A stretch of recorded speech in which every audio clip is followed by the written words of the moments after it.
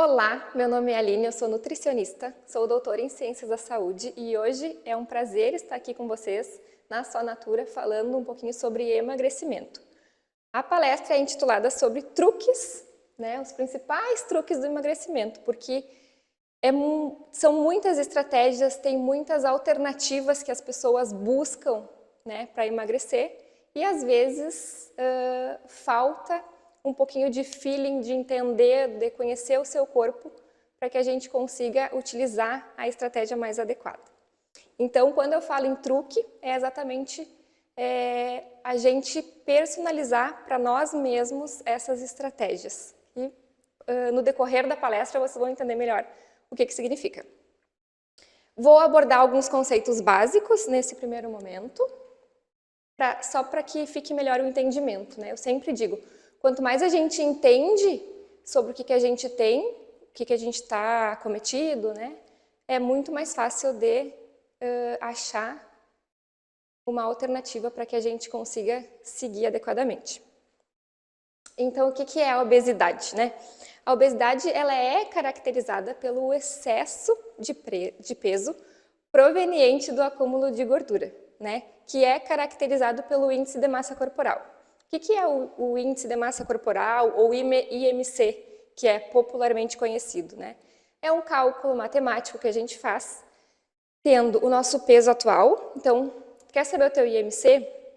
A gente pega o peso atual dividido pela estatura ao quadrado, e aí a gente vai ter um número. Esse número está nessa tabela de classificação que o Ministério da Saúde utiliza para classificar, dependendo do número, qual o grau tu está de sobrepeso, obesidade ou desnutrição. E a gente tem aqui a obesidade de grau 1 entre 30 e 34 de IMC, quando aparece ali na calculadora. Por exemplo, de 25 a 29,9 é excesso de peso. Então, a obesidade em si, o próprio excesso de peso, é uma doença crônica que a gente chama, e multifatorial. O que é o multifatorial? Não tem um fator específico, O que pode contribuir? A genética colabora para que tu tenha um excesso de peso. Então, se teus pais são obesos, se tem uma família de pessoas mais obesas, tu tem uma tendência maior a ter obesidade. Se tu tem hábitos de vida inadequados, se tu é sedentário. Então, são vários fatores que levam à obesidade. Aqui é um mapa da obesidade, eu tirei essa informação da ABESO, que é uma organização que fala sobre obesidade e síndrome metabólica. E o panorama que a gente tem aqui sobre a obesidade é bem preocupante, porque a estimativa é que esse número ele aumente. A gente não pensa que ele está sendo controlado ou que a obesidade e sobrepeso ele vai reduzir. Não, pelo contrário. Cada vez mais os índices estão aumentando. E isso é preocupante, ele é um problema de saúde pública. Isso acarreta em maiores doenças, maiores comorbidades. Por quê? O sobrepeso e a obesidade, ele ocasiona distúrbios como hipercolesterolemia, que é o colesterol elevado, ou diabetes, que é o açúcar no sangue elevado. Outros tipos de doença, principalmente as doenças cardiovasculares, aquelas doenças não transmissíveis. Então, aqui mesmo no Rio Grande do Sul, a gente tem uma porcentagem de obesidade, não estou falando de sobrepeso, só obesidade, que em homens, 23% dos homens são obesos e 20% das mulheres são obesas. Quando a gente vai falar em sobrepeso, esse número aumenta, vai lá para 50%, 40%. Então, é o índice que está previsto para que 2030 esse índice ele suba muito mais. Então, a gente precisa criar estratégias para que haja um controle da comunidade relacionado ao peso. Então, como reverter a obesidade? Como emagrecer? A gente tem aqui, o que eu gosto muito de falar é o que a gente vive. Não sei se vocês já ouviram falar no ciclo do emagrecer. Então, muita gente não sabe o que fazer quando está sobrepeso e aí buscam alternativas que na verdade é uma alternativa que nós estamos preocupados, a gente não sabe o que vai fazer e a gente busca o mais fácil, busca falar com pessoas, falar com amigos e se transforma em um looping, que é surgir aquele desejo de emagrecer, aquela vontade de emagrecer, né? Ou porque tu não está te gostando, ou porque as roupas não estão fechando, ou porque te falam que tu está com o peso elevado, e aí vem aquele desejo que te motiva para uma ação. Consequentemente, a gente vai atrás de uma solução, a gente vai atrás de querer seguir alguma dieta. Então, a gente vai buscar aquilo que não se é adequado para a gente, na maioria das vezes, a gente não tem uma constância naquele tratamento e aí a gente tem uma frustração. Por quê? Porque a gente não atingiu o nosso objetivo. E aí a gente se frustra, a gente fica triste e acontece o reganho do peso. Esse é um ciclo, é um looping que acontece, né? É o desejo de emagrecer, é seguir dieta da moda, dietas inadequadas, é tu não alcançar o teu objetivo, é tu te frustrar e é aquele reganho de peso, né? Volta de novo a estaca zero ou, infelizmente, às vezes tu consegue mais peso do que tu estava.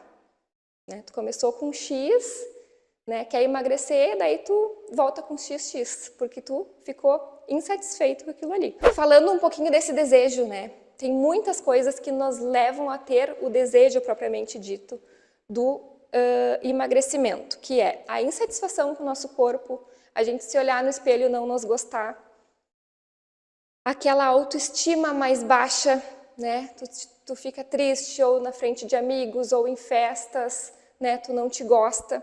Então, isso vai fazer com que tu, preciso emagrecer, e coloca aquilo na cabeça, preciso emagrecer.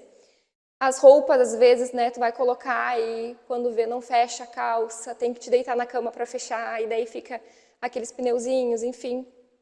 E tem outra coisa que é muito chato que acontece, é os comentários inadequados, né?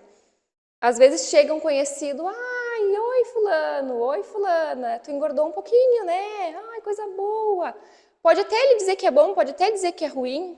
Isso acontece ao contrário também. Ai, como tu emagreceu? Às vezes a pessoa nem quer emagrecer. Ai, como tu emagreceu? Como tu tá magro? Então, assim, esses comentários externos nos afetam muito. Infelizmente, a gente não sabe lidar, a gente não sabe mediar com isso daí. Enfim, às vezes a gente cria esse desejo de emagrecer, que às vezes é nosso, mas que às vezes é implantado na gente, nem é nosso mesmo. Com isso, a gente vai atrás de solução. Tá bom, preciso emagrecer. O que eu quero fazer? O que eu posso fazer? Daí a gente sabe lá de uma vizinha, perdi 5 quilos nos últimos 2 meses. Fiz uma dieta muito legal, fiz a dieta da lua, fiz a dieta da sopa. E aí a vizinha te passa aquela dieta. Ou até mesmo ela vai no nutricionista, ela vai no profissional e ela recebe uma orientação específica para ela e ela te passa, te dá de presente. Olha só, fui consultar, a nutricionista passou essa dieta, olha que legal, faz. Só que, na maioria das vezes, não é adequado para as pessoas, porque as dietas elas são personalizadas, né? Essas dietas também da moda, pode funcionar a curto prazo, talvez até funcione, mas é muito difícil de tu manter isso daí, porque tu tem que ter uma certa constância, tu tem que saber quando tem dúvidas, para quem tu pergunta, né? Como que são os teus questionamentos? E assim, tem uma frase que eu sempre digo para os meus pacientes, a restrição gera compulsão. Então, às vezes, a gente se submete a restrições muito grandes de caloria, né, de proteína, e fazem com que depois tu desconte aquele sentimento na comida. E aí tu não vai ter uma vantagem. E aí tu não consegue atingir o teu resultado. Tu pegou a dieta da vizinha, tu pegou a dieta da internet, né, tu fez várias coisas e não deu certo. E aí, como não dar certo, tu te frustra. Tu fica chateado porque tu decreta, muitas vezes, alimentos permitidos, alimentos proibidos. Não posso comer doce. Então, eu vou fazer uma dieta do doce. E proibido comer doce, não vou. E aí, tu faz um dia, faz 2 dias, faz 3 dias, no quarto tu não consegue fazer e tu come um caminhão de doces. Então, isso acontece também, muitas vezes. Então, muitos sentimentos que acontecem fazem com que tu tenha um reganho de peso, que tu volte ao teu peso. E esses sentimentos aqui que eu coloquei, eles são fisiológicos, eles são respostas daquela dieta que tu faz. Então, às vezes, não é só aquele sentimento, é uma restrição, por exemplo, muito severa de carboidrato, faz com que tu não tenha o triptofano suficiente, né, que é responsável pela recaptação da serotonina, que é o hormônio do prazer, né? Então, a dieta faz com que tu se sinta triste, tu se sinta estressado, faltam micronutrientes, faltam nutrientes, faltam vitaminas específicas, né? Quando tu não tem uma orientação adequada ou uma suplementação adequada junto com aquela alimentação, com aquele plano alimentar que tu está recebendo. E aí a tristeza, o estresse, né, a compulsão alimentar, elas vêm com tudo. E aí tu começa a sentir fome. Quando a gente sente fome, a gente se sente muito irritado. A maioria das pessoas que ficam com fome numa dieta, elas ficam brigando com todo mundo, brigando com a família, brigando com o filho, brigando com o marido. E elas não se lembram que elas estão em dieta. E aí, tudo vai água abaixo. Então, tu queria emagrecer e vários outros âmbitos da tua vida são prejudicados por causa disso. E fazem com que tu desista. Daí tu chuta o balde. Quer saber? Olha como meu dia foi estressante. Mereço hoje de noite comer esse rodízio de pizza. Quantas e quantas vezes a gente não escuta isso em consultório? Eu comecei a fazer a dieta, só que tantas outras coisas descarrilharam na minha vida, Nutri. E aí, eu desisti. Eu precisava de uma folga, né? Então, poxa, então será que aquela dieta estava adequada para ti? Né? Talvez não. A vontade de comer doce também. O nosso cérebro, o nosso corpo, ele é muito inteligente. Quando a gente tem uma restrição calórica, quando o nosso cérebro falta energia, a gente tem aquela vontade enlouquecida de consumo de doce. E isso pode acontecer quando tu não está com um plano personalizado para ti, né? Outra coisa que acontece muito é a pessoa se isolar. Porque ela não começa a não ir em eventos, ela começa a não ir em confraternização porque está de dieta. Eu estou seguindo a dieta da lua, não posso ir em lugar nenhum. Né? Porque se eu for, eu como. Né? O que será que faz com que tu tenha, né, esse comportamento? Né? O que eu digo é que a pessoa ela não se conhece, ela tem que se conhecer um pouco mais. O sono alterado também. O sono alterado faz com que tu não consiga seguir depois um plano alimentar, que tu tenha já de manhã aquele cansaço, aquela exaustão, tu já acorda cansado. E aí? Como que as pessoas acham que é o emagrecimento, né? Quer emagrecer? Fecha a boca e faz atividade física. Quantas e quantas vezes eu não ouvi essa frase? Quer emagrecer? É muito fácil. É só não comer e fazer atividade física que tu emagrece. Todo mundo acha que é isso, né? Mas eu tenho para dizer para vocês que é muito mais complexo do que isso. A complexidade é tão grande que envolve muitos outros fatores do que simplesmente tu fechar a boca e fazer uma atividade, né, norteada. O emagrecimento envolve muito a nossa saúde mental, envolve muito a nossa saúde intestinal. Como é que está a tua microbiota? Hein? Como é que são as bactérias ali do teu intestino, né, para que tu consiga seguir, porque a gente sabe, muitos e muitos estudos hoje em dia falam que a microbiota, ela induz a obesidade, tanto que é uma comunicação bidirecional, né, que às vezes o teu estilo de vida e a tua obesidade, o teu sobrepeso levam a tu ter uma disfunção em todo o teu trato gastrointestinal e uma disbiose, que a gente chama, né? Que é esse desequilíbrio da nossa flora intestinal, das nossas bactérias, quanto às bactérias patogênicas e as bactérias que são benéficas. O emagrecer envolve o sono, a gente ter um sono adequado, né? Se o teu sono está modificado, ele está perturbado, também é mais uma dificuldade de emagrecimento que tu vai ter. Hidratação, estresse, a própria dieta adequada, né, aos teus horários, a tua rotina, tudo isso influencia, né? O processo de emagrecimento, ele não é muito fácil, né? Eu sempre digo para o paciente que não é simples como fechar a boca e fazer atividade física. É muito mais amplo do que isso. Então, tu precisa realmente ter esse olhar mais global e saber todos os desafios que tu vai enfrentar para conseguir ter um emagrecimento com êxito e persistir com esses resultados. Uma das principais coisas que eu incentivo meus pacientes a fazer é identificar o seu corpo. Identificar qual é o tipo de fome que tu está sentindo quando tu pensa que tu estás com fome. Então, a gente tem a fome emocional e a fome física. Quando eu falo em fome emocional, é muito fácil de explicar. Vocês sabem, né? Quando a gente está triste, a gente está com fome. Quando a gente está sobrecarregado no trabalho, a gente chega em casa, eu vou comer porque eu mereço. Quando tu tá feliz, tu quer comemorar. Então, coisa boa, passei na prova, vamos comemorar, vamos fazer um happy hour. Então, tudo envolve comida, né? Então, a fome emocional, ela parece que precisa ser satisfeita na hora, muitas vezes, né? Te gera aquele sentimento de ansiedade, né? Estou com fome, o que eu vou comer? Geralmente também tem aquela sensação específica de um alimento. Eu estou com fome de um hambúrguer. Eu estou com fome de comer um chocolate, né? Então, é diferente a fome emocional. E ela não acaba, a fome não acaba quando tu termina de comer aquele chocolate. Tu continua que tá com fome, aí tu pensa, eu tô com fome de algo salgado. Daí tu termina, agora estou com fome de algo doce. Daí tu come o doce. Passa 10, 15 minutos, sabe que eu tô com fome ainda, não sei o que aconteceu, mas eu ainda tô com fome. Eu vou comer alguma outra coisa, enfim. E a fome física, né, que é o teu corpo dando sinais da fome realmente. Então, a fome, ela vem aos poucos.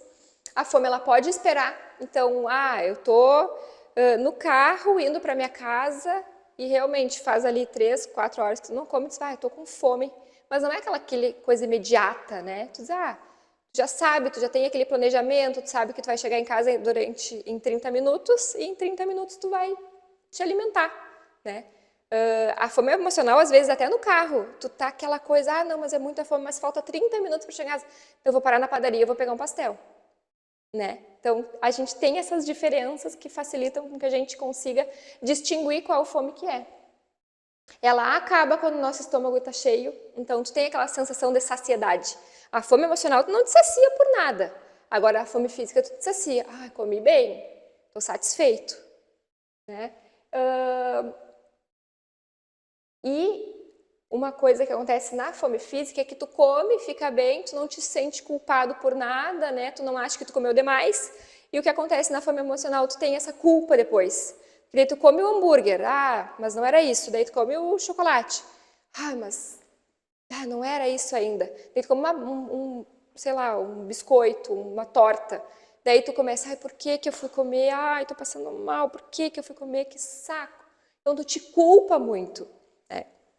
Então eu sempre digo para os pacientes, te conheça, saiba se a tua fome é fisiológica, se é o teu corpo está pedindo aquela fome, avalia quanto tempo faz que tu comeu e é muito mais fácil a gente enxergar, eu tô ansiosa, por isso que eu tô com fome, porque eu acabei de comer, faz 30 minutos que eu comi bem, né? A gente consegue utilizar estratégias melhor e manejar essa dificuldade. E aí, identificamos a fome emocional. O que a gente faz, né? Qual a estratégia que se encaixa para você? Então, aqui eu não tenho como dizer para ti, vai funcionar tu dar uma volta na quadra, vai funcionar tu fazer uma ligação para uma amiga, vai funcionar tu dançar na frente do espelho. Então, assim, eu sempre digo, dentre as tarefas, né? Porque os meus pacientes, eles sempre têm tarefas para fazer. Então, eu dou um plano alimentar, eu dou uma orientação, mas é um processo muito forte de autoconhecimento também. Então, tu tem que saber o que te dá prazer, né? Então, eu digo para o meu paciente, ele sente a fome emocional. Ok, então, vamos achar alguma coisa que tu sente prazer e que talvez tu possa fazer nesse momento, que possa substituir o consumo alimentar, né? Então, isso é uma estratégia que, na maioria das vezes, funciona. Um ponto principal, né, para quem quer emagrecer, que a gente não pode fugir nunca disso, é a organização. Pensa comigo, a tua rotina inteira, tu te organiza, né? Tu organiza para o teu próximo dia, né, de trabalho. Ah, eu vou trabalhar às 8, então eu acordo às 7. Então às 7 eu acordo, tomo banho, escovo os dentes, vou trabalhar, volto para casa meio-dia, depois eu tenho que sair 15 para 1 porque eu tenho que voltar para o trabalho. Enfim, tu tem uma rotina estipulada, certo? Tu tem uma organização na tua vida. Por que com a alimentação tu também não te organiza? Porque a alimentação é para que seja uma rotina alimentar. É para que tu tenha um planejamento do dia de amanhã. O que tu vai fazer amanhã de manhã? Então, o que tu pode comer? Qual a refeição que tu vai fazer antes de sair de casa? Qual a refeição que tu pode carregar para que tu faça em determinado horário que tu esteja com fome? O que tu vai comer de almoço? Tu já pensou nisso? Amanhã o que tu vai comer? Tu vai comer em restaurante? Tu vai comer em casa? Por que tu não faz alguma coisa e não leva para comer também? A alimentação, ela é extremamente importante e ela é para que seja encaixada na rotina de vocês. Mas não é o encaixe dizendo que de café da manhã, tem o café da manhã, tem o almoço, tem a janta, né? Não. Quais alimentos que tu vai comer? Né? Quantas garrafas de água tu vai tomar? É para que seja uma organização mais específica, né? Quais os alimentos, quais as quantidades. Quando a gente tem um planejamento do nosso dia seguinte, é muito mais fácil a gente cumprir. E é muito mais difícil a gente sair da rotina, né? Então, eu sempre coloco como meta isso daí. Fazer uma organização da tua rotina alimentar. A tua alimentação ela tem que estar clara. Sempre do dia seguinte, como que vai ser. Apostar em alimentos que te deem saciedade. O que é isso, né? Às vezes, a gente come muitos alimentos que não te trazem uma saciedade plena ou a longo prazo.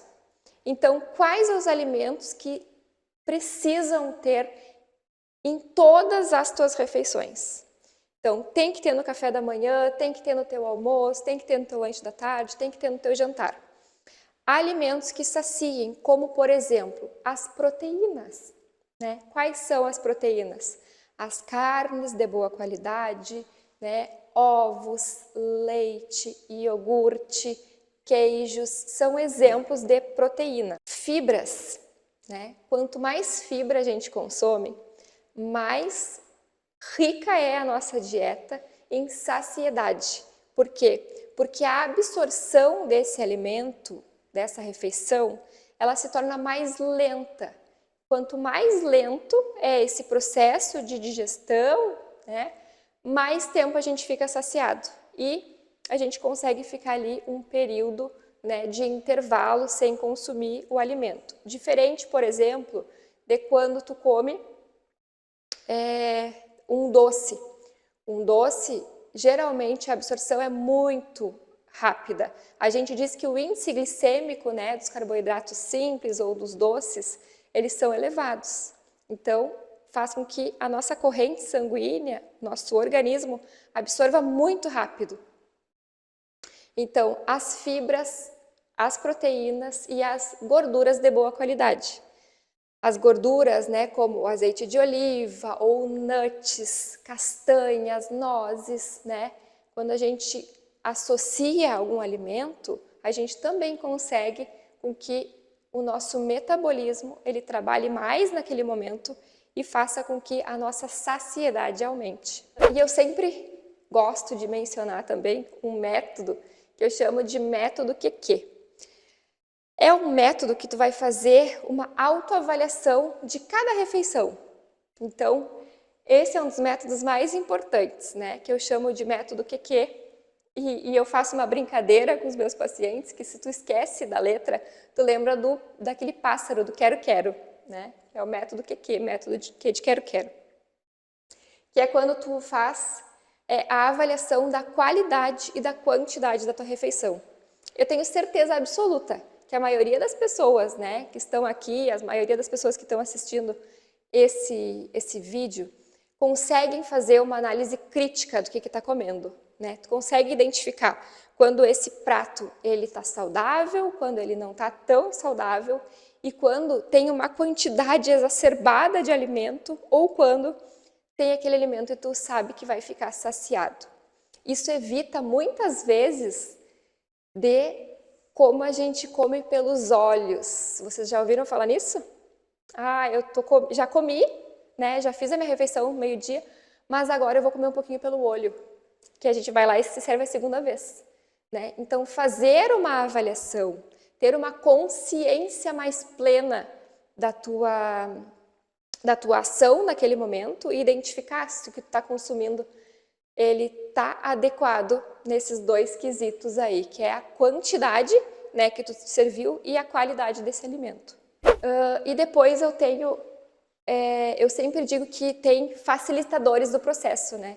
O processo envolve um autoconhecimento, envolve a gente ter um conhecimento, né, também de alimentos, do que é saudável, do que não é saudável, mas sempre consultar um profissional qualificado vai facilitar muito o teu processo. E também, num processo de emagrecimento, existem outras coisas que podem te ajudar. Como, por exemplo, existe um kit, o kit Medida Certa, né? Que é um kit que contém suplementos alimentares, todos naturais, que não tem contraindicação, que vai fazer parte aí do teu dia a dia, que pode facilitar a tua vida. Naquela sensação de ansiedade, naquela sensação de querer comer o doce, como por exemplo, o kit Medida Certa, ele tem um composto nesse kit que faz com que o teu apetite reduza, que tu tenha uma saciedade, né, por mais tempo. Tem um outro ativo, tem um outro componente, na verdade, que tem um ativo muito interessante, que é com o triptofano, que faz com que tu não sinta aquela vontade de comer doce, não sinta aquela avidez, né, pelo doce. E a gente tem também um produto dentro do kit que é um detox, que ajuda muito a fazer uma limpeza no teu organismo, eliminar as toxinas, enfim. Vale a pena vocês se informarem um pouquinho mais, vale a pena conhecer, porque eu digo, é difícil a gente dizer que exista algum milagre, mas que existe facilitadores do processo, existem. Então, tá aí para vocês as minhas principais dicas, né? Que é o autoconhecimento, que é saber distinguir, né, dos alimentos o que tu precisa consumir, é buscar um profissional capacitado, é buscar alternativas eficazes e eficientes para que tu seja auxiliado nesse processo de emagrecimento. Muito obrigada, agradeço a todos que estão aqui pela atenção e aqui está o meu contato.